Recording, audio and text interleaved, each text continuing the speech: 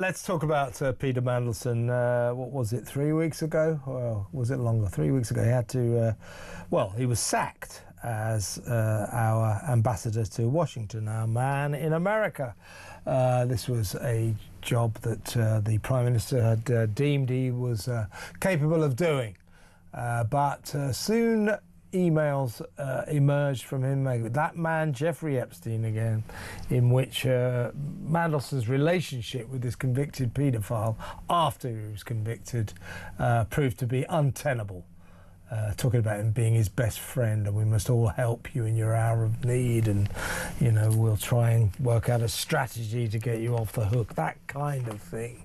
And so he had to go.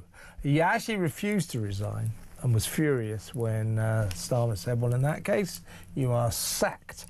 Well, he's back in Britain now. He was photographed at the weekend in the West Country. And it turns out he's still earning his £174,000 a year Foreign Office salary. He's still getting his six-figure salary for a job he was sacked from. Turns out that that's because he was sacked, and therefore there's a dispute on how much his contract, how much of his contract he should be compensated for. That is a 4-year contract. So how much are we going to have to pay this guy? I don't think we should give him any compensation at all. You know, he proved to have done something very, very unwise, something that he should never have done should he want to hold down the job of ambassador to Washington, Britain's ambassador to Washington, our top diplomatic role. There is no higher diplomatic role than ambassador to Washington. It's the most important diplomacy role in all of Britain. Obviously, our relationship with our biggest and closest ally is crucial.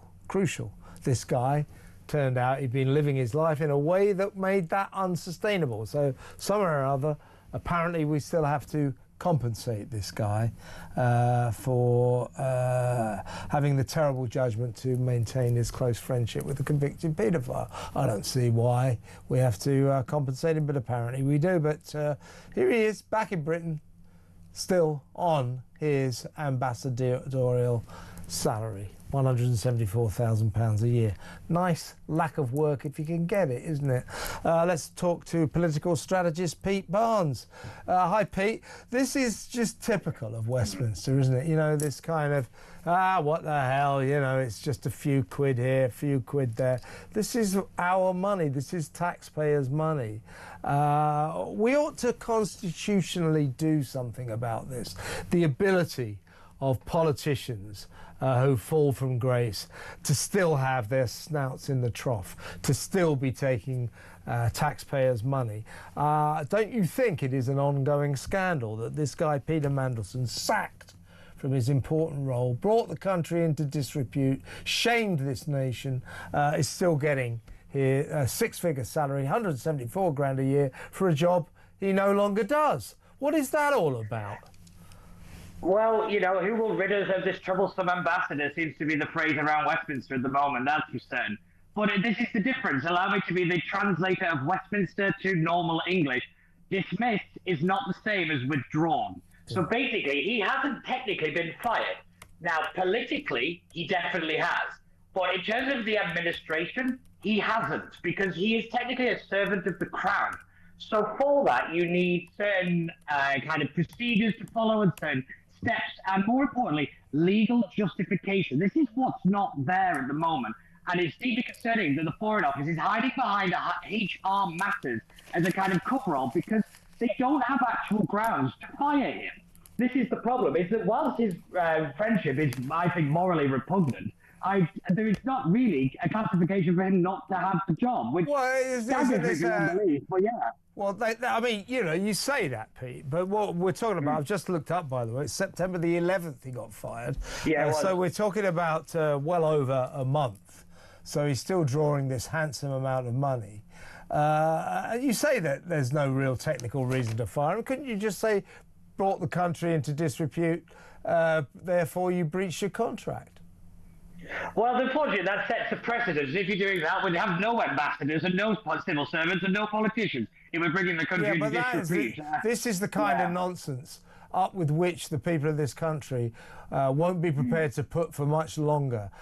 This is nonsense. This is nonsense. The guy got sacked because he had a very inappropriate friendship with a convicted paedophile, sent him all sorts of lovey-dovey messages.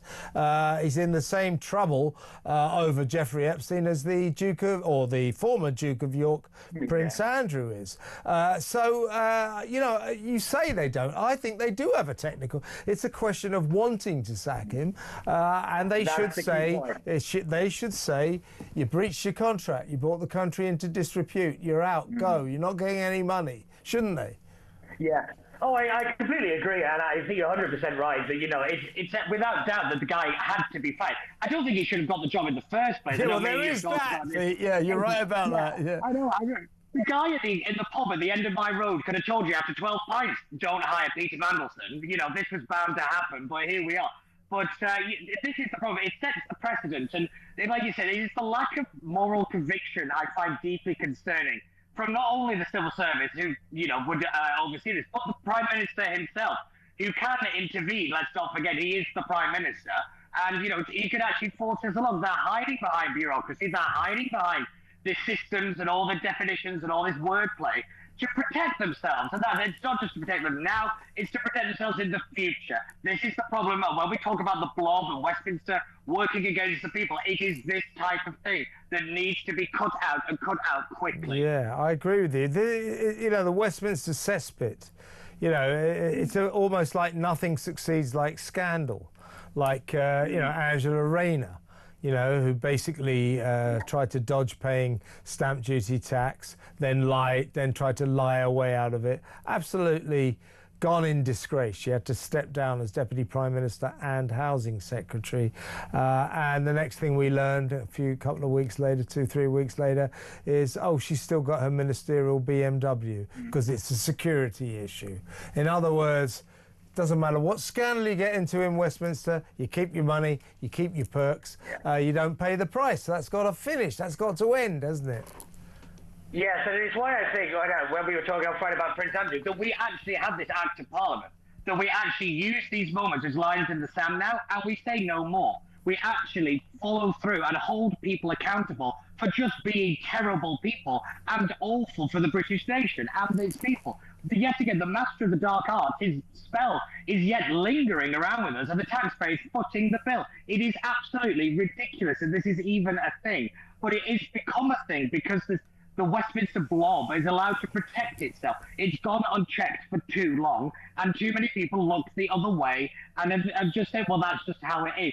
It's not how it is, and it doesn't have to be like this. It is ridiculous. But I can't stress the diplomatic chaos this has caused is significant. Washington is furious about the kind of the administrative chaos and all the rest of it. I mean, it makes Britain look even more foolish than we already are under Starmer. Absolutely. I mean, he shouldn't have got the job in the first place. No. And now it's really unravelling. But let me ask the audience, should this guy still be getting his £174,000 a year salary for being our ambassador to Washington, a job that he was sacked from on September the 11th? Should he still be drawing his money, his wages, do you think? 03444991000. Big thank you to Peter Barnes. I'll see you on Friday, mate. That's a political strategist, Pete Barnes.